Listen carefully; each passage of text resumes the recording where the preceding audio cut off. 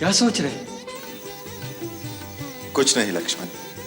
मैं रात भर बार बार एक ही सपना देखता रहा हूं कि स्वयंवर में विजय आपकी हुई। सभा में आपके पहुंचते ही राजाओं राजकुमारों के तेज उसी तरह मलिन हो गए जैसे सूर्य के उदय होते ही तारों में रोशनी नहीं रहती। मुझे पूरा विश्वास है आज की परीक्षा में विजय आपकी होगी। लक्ष्मण, परीक्षा के समय उत्तेजित नहीं होना चाहिए, केवल अपने कर्म पर ध्यान रखना चाहिए।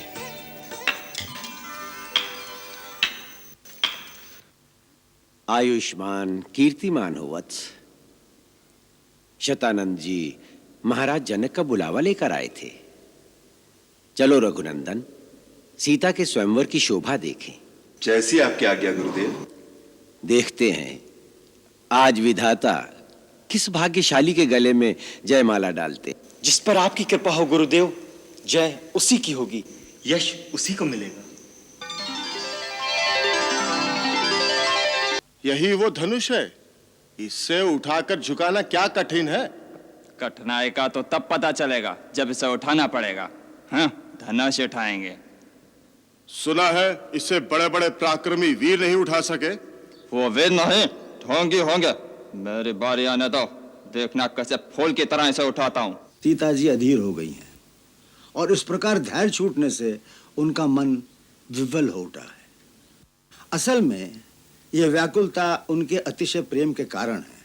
प्रीत जितनी गहरी होगी उतनी अधिक आशंकाएं मनुष्य के दिल में लहरों की तरह उठती रहती हैं। यही हाल उस समय सीता जी का है। विश्वास और अविश्वास के बीच झूल रही है। इस शाश्वत अलौकिक और अकथनीय प्रीत का इशारा गोस्वामी तुलसीदास जी उस समय करते हैं जब सीता जी की एक सखी उन्हें आकर बताती है कि दो राजकुमार आए हैं जिन्होंने अपने रूप के मोहनी से सारे नगरवासियों को अपने बस में कर लिया है। बाग बिलोकन राजकुंवर दो आए। बाग बिलोकन राजकुंवर दो आए। ए सखी उनके अतुल रूप की शोभा कहियो न जाए। बाग बिलोकन राजकुंवर दो आए। उस समय तुलसीदास जी लिखते हैं, तासु बचन अतिशय सुहाने दरस लागे लोचन ललचाने। चली अग्र करे प्रिय सखी सोई प्रीति पुरातन लखई न कोई। अर्थात उनकी पुरानी शाश्वत यानी इटर्नल प्रीत को कोई देख नहीं पाता। इस मानवीय लीला में कोई उनकी दैवी प्रीत को समझ नहीं सकता। कोई नहीं जानता कि वैकुंठ लोक से आने के बाद अर्थात मानवीय रूप में अवतार लेने के बाद यह उनकी पहली मुलाकात है। श्री राजगोपालाचार्य ने उनके बारे में लिखा है कि राम और सीता क्षीर सागर के पुराने प्रेमी तो थे ही, दोनों ऐसे पुलकित हुए मानो वर्षों के बिछड़े हुए दो प्रेमी फिर से मिले। दूसरी बात जो ध्यान देने योग्य है वो है कि प्रेम के उस रोमांचकारी क्षणों में भी उन दोनों का मर्यादापूर्ण आचरण। पुष्प वाटिका में श्री राम को देखकर जब सीता फिर गौरी मंदिर में जाकर देवी से प्रार्थना करती है, उस समय उन्हें इस बात का भान है कि वो अपने पिता की प्रतिज्ञा के अधीन है। प्रेम कहता है इस समय देवी से श्री राम को मांग लो, परंतु मर्यादा कहती है जो तुम्हारे पिता का प्रण पूरा करेगा तुम्हें उसी का वरण करना होगा। इसलिए दोनों ओर से मजबूर इंसान की तरह वो भवानी माँ से इतना ही कहती है कि तुम तो मेरे मन का मनोरथ अच्छी तरह जानती हो, इसलिए मैं उसे प्रकट नहीं करूंगी।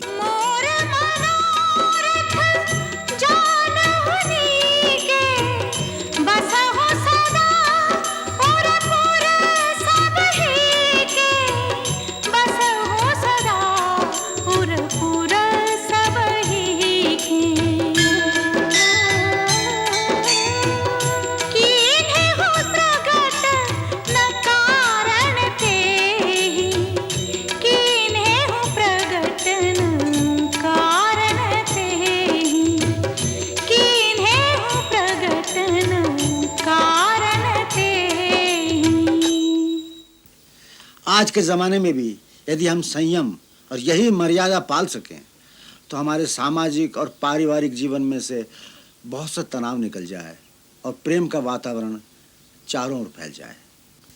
जय राम जी की।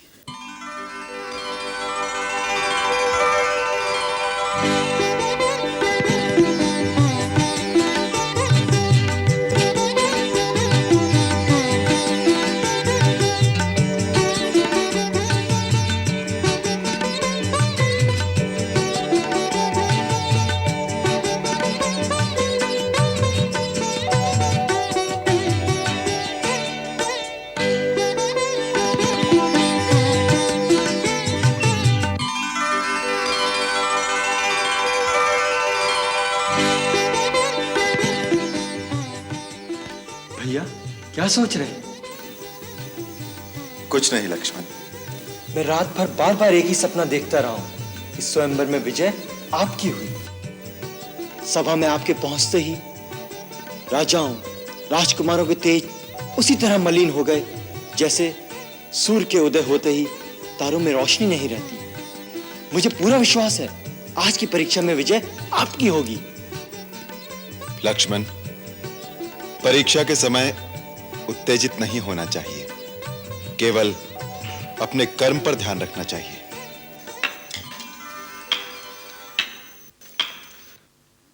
आयुष्मान कीर्तिमान हो वत्स। शतानंद जी महाराज जनक का बुलावा लेकर आए थे। चलो रघुनंदन, सीता के स्वयंवर की शोभा देखें। जैसी आपकी आज्ञा गुरुदेव।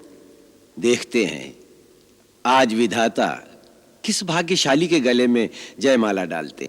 जिस पर आपकी कृपा हो गुरुदेव, जय उसी की होगी, यश उसी को मिलेगा।